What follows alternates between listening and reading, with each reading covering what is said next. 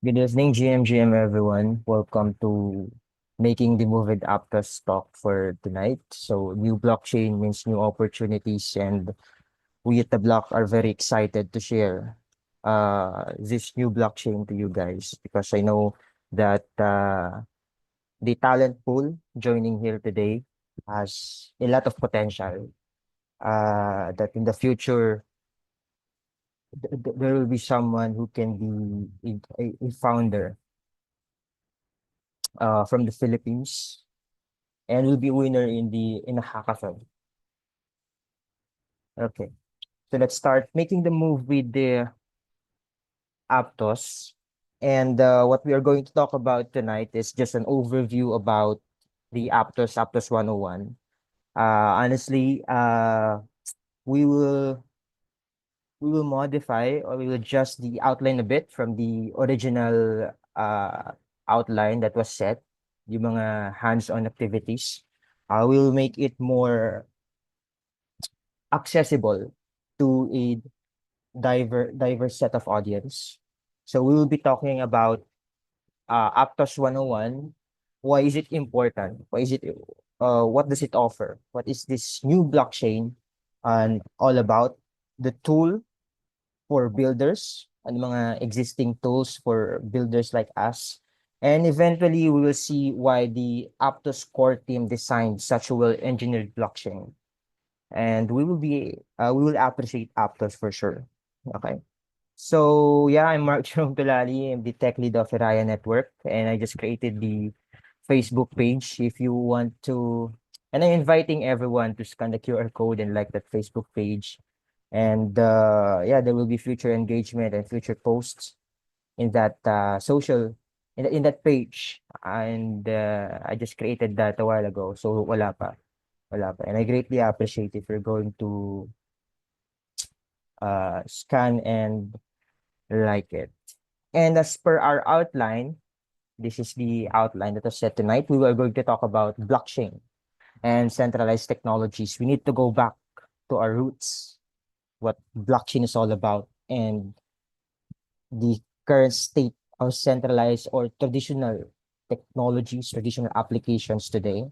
And we'll jump to Aptos 101 and then about the builder tools, the Move programming language, and the SDKs. And we'll move onward after that. Okay. So let's go back to what blockchain is all about. And I think alam na alam niyo na to.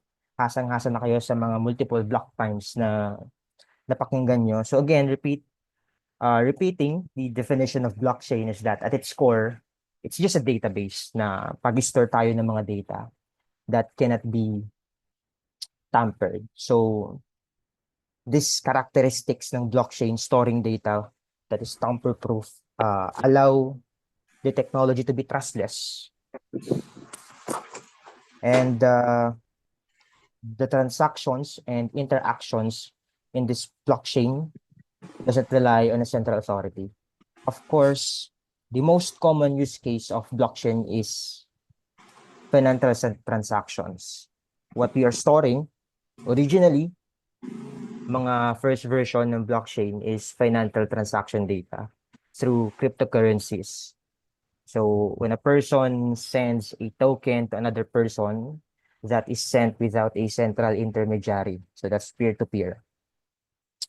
And the transaction is recorded in the blockchain, organized into blocks.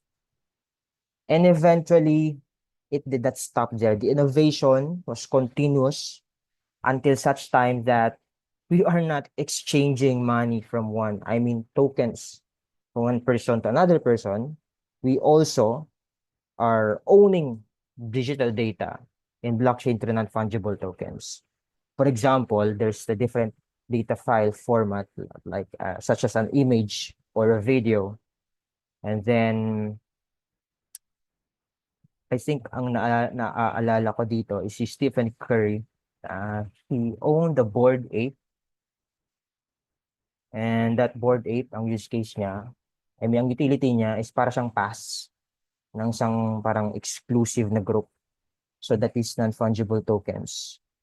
It allows people to own and certify that they own that data, non-fungible tokens. And then we have gaming. We had gaming through play-to-earn models.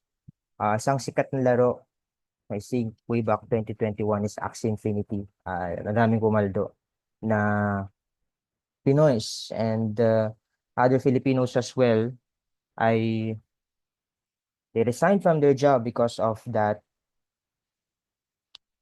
reward from that game. And it's an innovation because that's new. You play a game and with some mechanisms, you get rewarded with something that has value. So gaming through play to earn models. And recently, meron tayong tinatawag na decentralized physical infrastructures. Pwede tayo mag-host doon ng mga AI agents. Ang yung mga decentralized physical infrastructures natin, they allow users to share their computing resource to another client, to another na someone na nangangailangan. And then one use case is that they're going to deploy an AI agent there sa mga na-share na resources. Okay. So what we are seeing right now is blockchain that became just a database for financial transactions that is tamper-proof. Until such time, NFTs, play to earn, the pins, AI agents, and we are seeing an evolution of blockchain, right? So that can be summarized in this chart. Starting from blockchain 1.0, it started with cryptocurrencies. Its primary focus is cryptocurrencies. And blockchain 2.0, its smart contracts were introduced through Ethereum by Vitalik Buterin. And then blockchain 3.0, emergence of decentralized applications, the gaming dApps, the social dApps, the voting DAOs, and blockchain 4.0 is the application of blockchain in the industry. But there are conflicting literatures and opinions about blockchain 4.0 if it's really the application of blockchains in the industry. And some also claim na ito ay yung mga permission blockchains na that corporates, organizations team up with other organizations to have a blockchain network. Ito yung mga introduce ng mga Hyperledger Fabric and anything.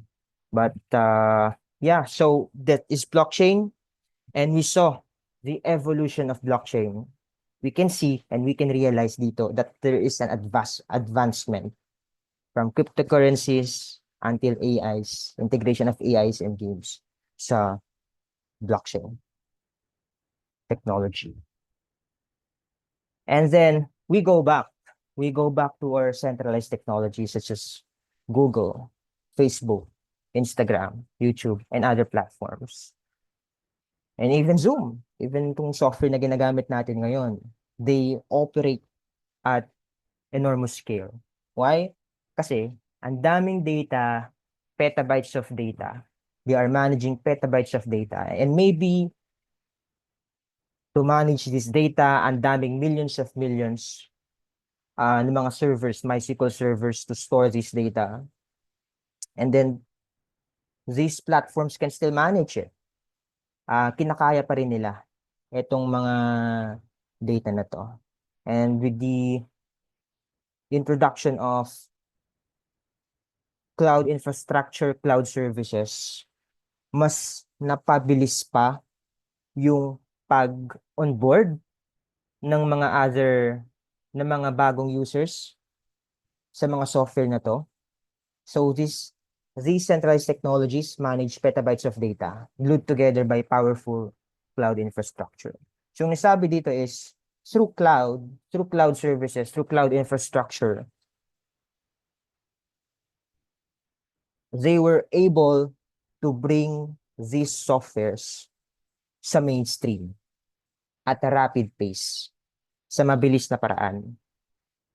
And true enough, meron tayong mga SaaS ngayon and even the emergence of AI agents, we use cloud infrastructures. But here's the problem with when we compare blockchain and decentralized technologies. We realize here that although although blockchain although blockchain technology has an advancement, there's an innovation. If we are going to compare it with centralized technologies, I don't think that it can scale up to this much na to the point that petabytes of data, lots of users. So that is the gap wherein this blockchain is trying to solve. So in here, Web3 has the advancements and the vision, but it lacks the performance, scale, and ease that Web2 delivers. To bring blockchain to the mainstream, the Aptos team decided that they need a better layer one technology, like the cloud infrastructure pushing Web2 services to multiple people mainstream. The Aptos team decided that there must be a blockchain infrastructure that can do the same thing to scale that blockchain technology and push that into the mainstream used by millions of people, like what we have in the web to today. And that's when they created the Aptos technology. So it's like a solution at the blockchain technological level. Hindi siya parang decentralized application. It's really in the architecture. That's the value proposition. And we start with the Aptos 101. So Aptos, it's the next generation high throughput layer 1 blockchain. So the Aptos vision is to deliver a blockchain that can bring mainstream adoption to Web3 and empower an ecosystem of decentralized applications to solve real-world user problems. And with this vision that they want to push this technology, they want to solve it at the blockchain level, architecture level, they decided that they must follow a core design principle in bringing this technology alive. And one of the core design principles in designing Aptos is the upgradability and configurability of the blockchain. Ibig sabihin, the team thought that there might be a new research output again that they want to integrate into this blockchain. At maaring to integrate this use case or this solution, they need to adjust this blockchain. So they made it upgradable and configurable. In fact, they described it as a modular blockchain. If we're going to compare it with the old blockchains, ang design nila is just one solid, rigid na design that cannot be changed. So ang ginagawa nila, pagka nagka-issue, yung mga old blockchains, dito na pumapasok yung forking na tinatawag. Pag finork yung isang blockchain, nabubuhay ay isang panibagong blockchain. So parang hindi na siya yung original. In-improve lang gamit yung existing technology, pero bago na yung blockchain na yon. I think mga I can't recall an example, pero may mga nangyari na ganun. A blockchain forked and then there's a new blockchain. So aside from upgradability and configurability, oops. So the core design, one of the core design principles is that it must have a extremely high throughput, low latency, and efficient hardware utilization. Again, this is in the architecture level of the blockchain. And one thing that we can notice here is that it's not described as high throughput. but extremely high throughput because other blockchains, nakalimit lang siya into 3,000 TPS. Meron pang lower sa 1,000 TPS na blockchain transaction per second. And also, if they want to run this blockchain in a node, they want to fully utilize the hardware utilization in the most efficient way as possible. So, in their website, they claim that the all-time high peak transaction per second is 13.9 thousand TPS.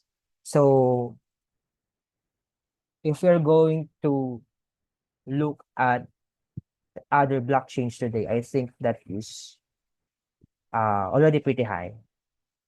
Pero I think meron pang mas uh, higher kaysa dyan. Pero comparing with other blockchains na 3,000 TPS max, I think uh, that's already high enough. So that's the extremely high throughput. Number one is the upgradability and configurability. And then we have the novel algorithms. I did not include the algorithms anymore because it's very low level, it's very scientific and academic.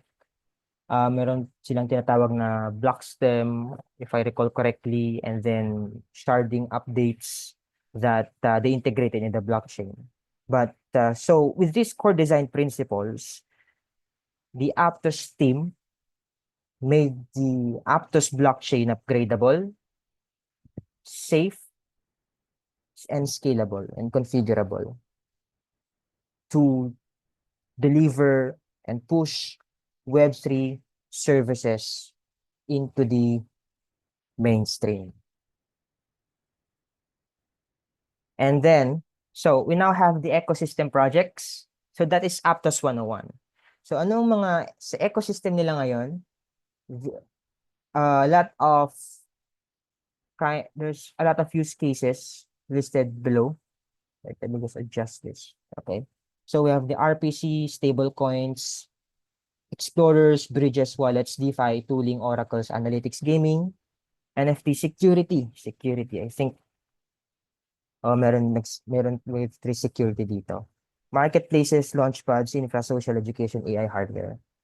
And one of the examples here sa decentralized finance and dito mga kabilang sa ecosystem ng Aptos si excuse me, si Seriana, Amnes Finance, ito mga DeFi primitives, yung mga decentralized exchanges, liquidity pool, protocols, and mga tokens and swaps dito pumupunta sa DeFi category.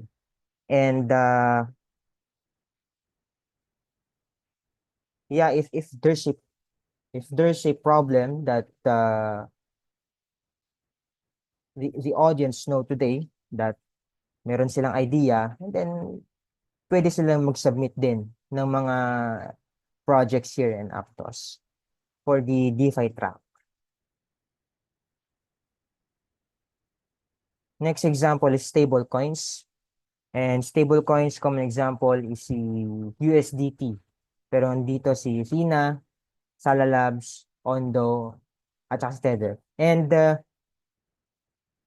yeah, wala pa dito PHPC. Wala pa mga stablecoin na nakapeg sa peso. Siguro pwede din kayong gumawa for Aptos ecosystem. It's a possible solution. Pwede nating introduce sa ecosystem. Magiging pioneer pa dito sa ecosystem na to. Hindi sila naglo-load eh.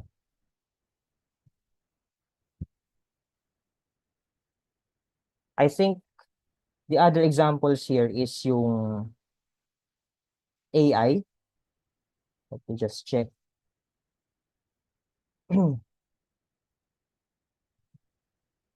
AI,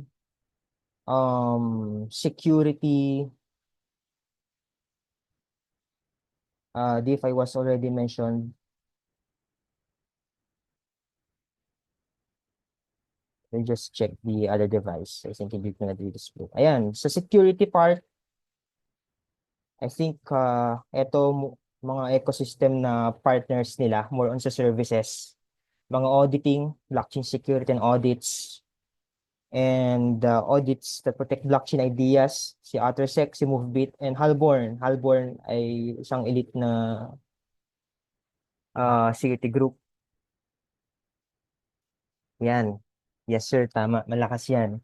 Pero I think dito na di-display sa screen, hindi naglo-load. But I'm looking at the website of my external device. NetSepio, MoveBit. And then marketplaces, examples, si TraderPort, Bluemove, Wapal, Guardian Link, and Rarible.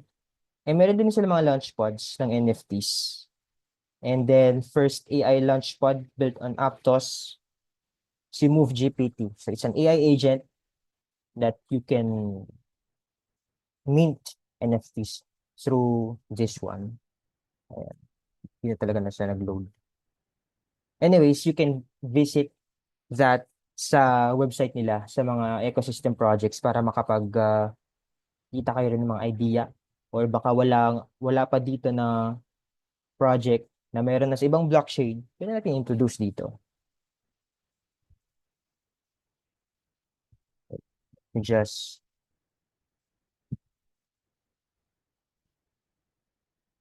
i-present ko ulit kasi nawawala ako.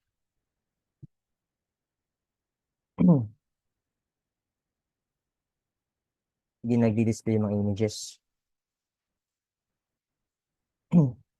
Sorry for the technical issues. Okay.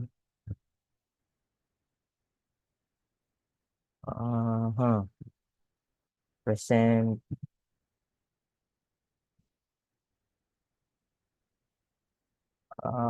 Okay. Ayan. Si AI, si Aptos Assistant, Flock.io, Nimble Network, and overlay. But I think I was able to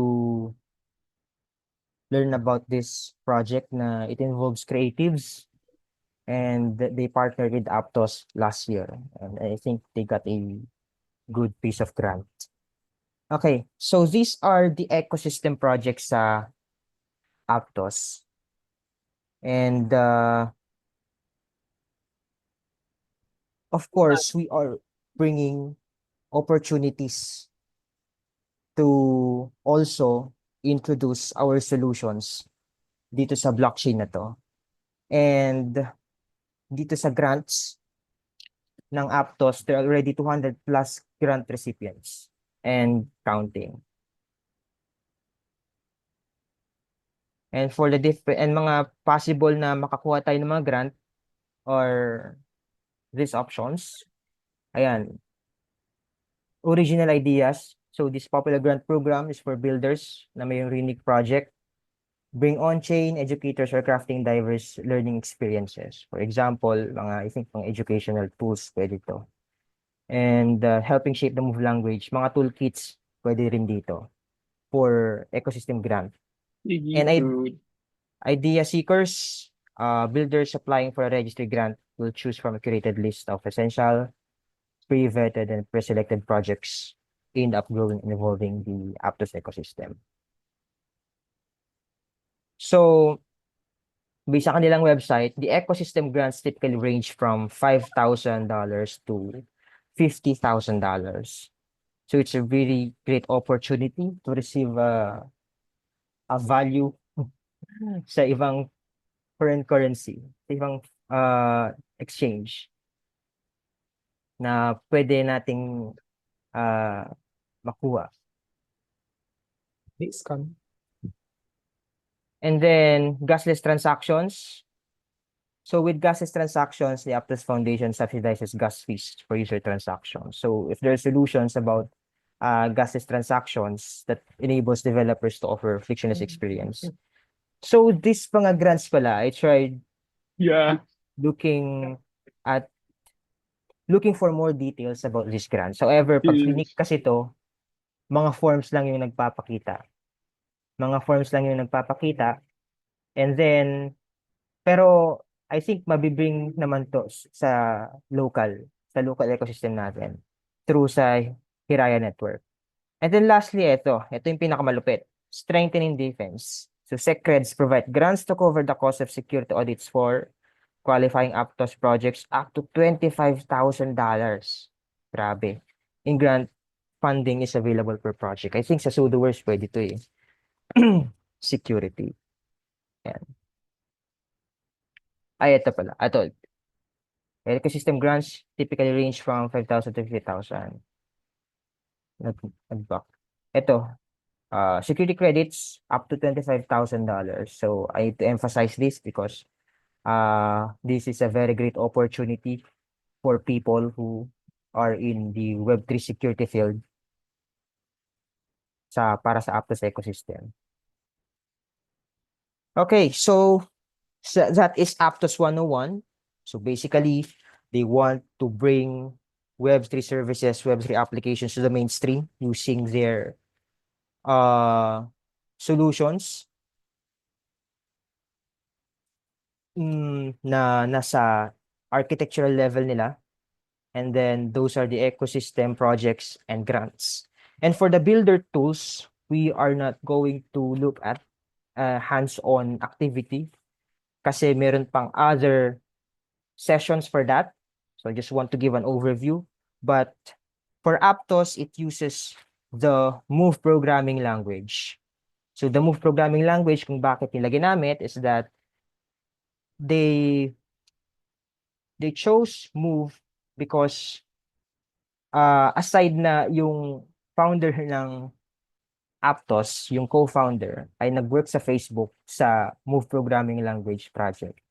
I think kinikilala din nila na makakatulong ang security features ng Move Programming Language para sa pinupush nilang core design principles ng Aptos. And then sa TypeScript, we have the SDKs and the indexer. So indexer, this is just a tool to have a faster query process. For example, analytics, meron kang analytics sa blockchain mo, instead na i-query mo pa yung mga data sa blockchain, eh, possible na mabagal yan, gamit ka na lang ng indexer para mas pabilis. Ang malupit dito sa Aptos, meron silang built-in na indexer, sarili nila. Okay, so Aptos uses the Move programming language, and this is an example of a smart contract na sa Aptos. If mapapansin natin, para siyang naka-Rust na syntax. And dito, we have the hello blockchain na contract. Yung hello blockchain dyan sa taas, it's a named address. And then yung message, yung pangalan ng module.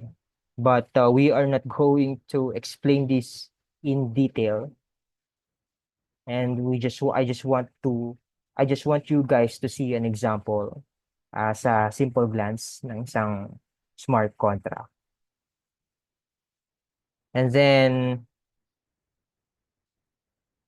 sa SDKs, ayan, if you want to query some client data using TypeScript, using Python, using Go, C#, ayan, Aptos provides a lot of tools for client interaction with these SDKs.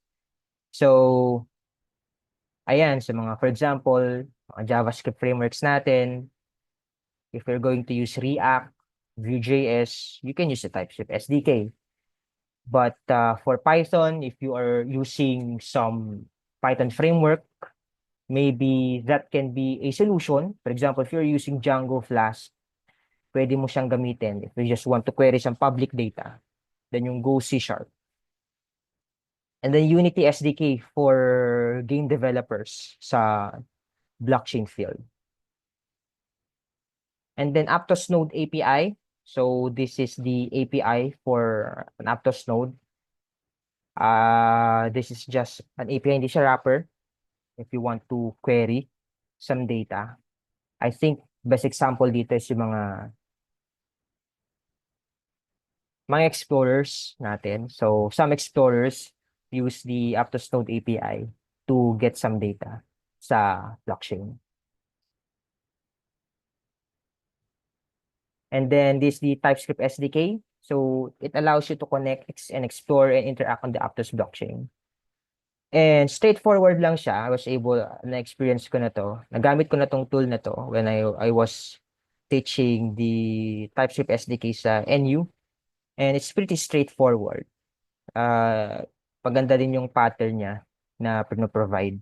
And then how you interact with the blockchains and you include there the names of the functions that you're going to interact with. Very straightforward and easy to use the TypeScript SDK. And then, yep, the indexer API. Again, these are the tools that Aptos provide. So marami siya. Ibig sabihin, it's really into developer experience as well. Aside from solving the blockchain adoption, they provided a lot of tools for developer experience. So the Aptos indexer is an API you can use to you aggregate data, historic data, data that is hard to get from a simpler Aptos node. So ayan, so you can para siyang, just imagine like a SQL operation, but through this indexer API. Mga use cases ito, mga analytics, mga events na need mo store, and kailangan mo din kunin quickly. Ayan, pwede dito, indexer API. And then the Aptos CLI, very basic tool na kailangan talaga. If you are still starting to develop smart contracts, you need to install this, Aptos CLI. This is where you initialize your account, your tokens sa DevNet. This is where we commit and publish or deploy our Move smart contracts. And if we are still learning Move programming language, very necessary ang Aptos CLI. And then again, another tool, there's a lot of tools. This is a full stack solution na tool, create Aptos DApp. So pwede to sa, I think this is React na naka-TypeScript. So included na yan, na dyan yung TypeScript SDK na ginagamit pag query ng mga data galing sa Aptos blockchain. And then, naka-integrate na rin dito yung mga wallets. So you don't need to put the wallets dito anymore. So it's already there. And then guides. There's a lot sa Aptos, sa website nila, it's very rich sa documentation, actually. Means, sa pagiging rich na ng documentation, parang ang hirap pa nga pumili kung saan mo i-start basahin yung kung saan magsisimula. Kasi madami. And then, meron ding Move Playground, similar with the Solana Playground and the Remix IDE if you want to have a faster learning phase sa paggamit ng smart contracts, ng Move programming language. And moving onward, yan yung mga tools that we can use sa Aptos na if you want to develop, participate in the ecosystem project. And these are the guides. And also, we are bringing the hackathons locally in the Philippines. So last March 27, the Hiraya Network was launched. So Hiraya Network as a talent builder and founder hub of the Aptos ecosystem in the Philippines. So if you think it as an accelerator, pwede rin sa mga future startup founders. So if you are interested in creating and building solutions sa Aptos and getting grants, please, and I kindly request you to like the page sa Hiraya Network sa Facebook page. And then, meron din, actually, kompleto yan sa Twitter. Sir, pwede makita nyo masend na. ng link yan, sir. Dito sa chat box, pwede masend ng link. Yeah, sure. Pwede. Ayan. So, ito yung Hiraya Yes, sir. Network. Thank you. Ito yung Hiraya Network. Like the page. And then wait for some announcements. Sabi ko nga, yung mga grants, ecosystem grants, when I was checking it, wala masyadong details. And through the Siraya network, and then mapapasa natin locally. Makikita natin locally mga details, magkano, paano, and they will help you develop your project, bring it to life, make make you a more solid pitch, and then pivot you into things that are better sa idea. If nakikita ng mga mentors doon na medyo okay, medyo hindi. But dito sa Rai Network, there's a lot of mentors sa business, technology, etc. And also, ayun nga, meron tayong mga guides sa Aptos. However, if you want to start learning just na may shortcut and then tuturuan ka, stay tuned dito. We are launching the Block Labs Academy.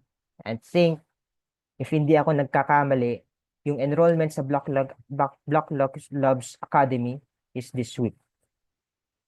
So, ayan, abang-abang din sa mga announcements para sa launching ng the Block Labs Academy. We're going to teach Aptos, Move, etc. Ayan. So if you want to engage also sa mga discussions, wala pa kayo sa Facebook group, nandito yung Aptos Chats by Ryan Network. Sa Messenger, ayan, you can scan the... Send din ito. Masend din dito sa chatbox yan. Yes. Sir Mark, if pwede ma-send sa chat box. Yes, nasa chat box. Okay, thank you. Thank you, sir. Wait, Ayan, dito sa m.me sa taas. You're in all of you guys here.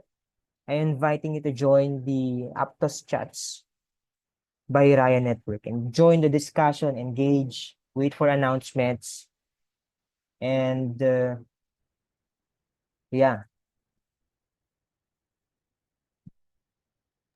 Sir, sunod sir, ang meeting din nito sir. Pwede na may face-to-face na din itong meeting na nito sir. Sa ngayon, ang mga meetings natin online pa lang. Pero if ever man na magkaroon ng face-to-face meetings, I think ma-announce din yan sa Ryan Network. Ang next natin na sessions is about minting NFTs with Aptos. Ayan. So, eto, hands-on. Ay, walang ano. I think. Di yan siya, morning. Di yan siya morning. Ito. Itong next I meeting. think, no, 8 p.m. to naka-schedule. So, April 8. If you want to join, just scan the URL. Nandito siya. So, you will be May email minting ba yan? NFTs with Aptos. May email yan siya. Ito. If you're going to proceed sa website, mapupunta ka sa mga sa request to join, and eventually may email yung event na yun. So I think that is Aptos 101. Generally, overview lang talaga siya because yung mga hands-on activities natin naka-next in line sa mga susunod na sessions. And I just want you guys to appreciate the technology, why Aptos was created, ano yung mga vision ng founders. They wanted to create a technological solution at the blockchain level, at the architectural level, to push Web3 services sa mainstream by having an upgradable, configurable smart contract and high throughput, high performing blockchain. And then we have the builder tools that you're going to learn later on. We have the Move programming language, the SDKs, the indexers. And then abang-abang lang tayo sa mga announcements sa Hiraya Network.